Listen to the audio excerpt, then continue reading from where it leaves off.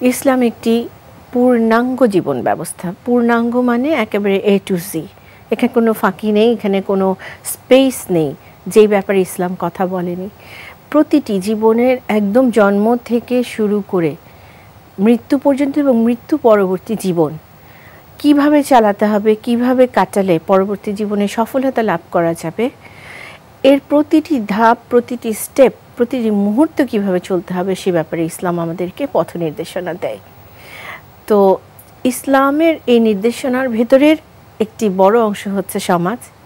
কেননা একজন মানুষ তো একাকী বসবাস করবেন না, তিনি প্রথমে পরিবারের সবাইকে নিয়ে বসবাস করবেন, তারপরে সমাজগুলো থেকে তৈরি হচ্ছে রাষ্ট্র থেকে বিভিন্ন রাষ্ট্র এবং তা থেকে পুরো পৃথিবী।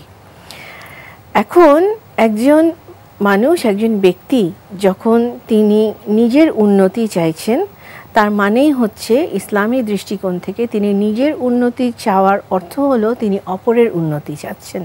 তার মানে এটি হচ্ছে সবাই একত্রিত হয়ে উঠে দাঁড়ানো। এখন সমাজ ব্যবস্থায় কি হবে? একজন একটু পিছিয়ে যাবেন, একজন একটু এগিয়ে যাবেন, এটিই নিয়ম।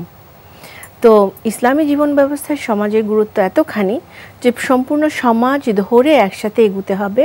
যিনি পিছিয়ে আছেন তাকে টেনে তুলতে হবে। একা একা এগিয়ে বেশি দূর যাওয়া যায় না।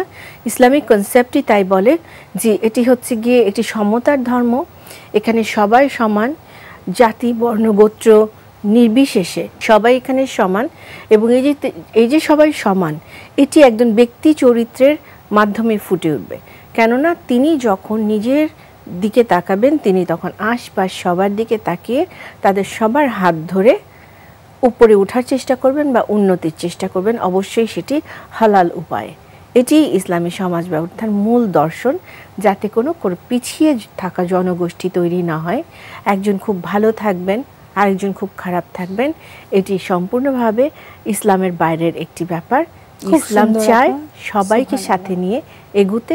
সেভাবেই সমাজের অর্থনৈতিক, চারিত্রিক, নৈতিকতার দিক থেকে বলি, শারীরিক একজন মানুষের এবং সেই পুরো গোষ্ঠী যারা সমাজে রয়েছেন সবার সব রকম উন্নতি ইসলাম কামনা করে।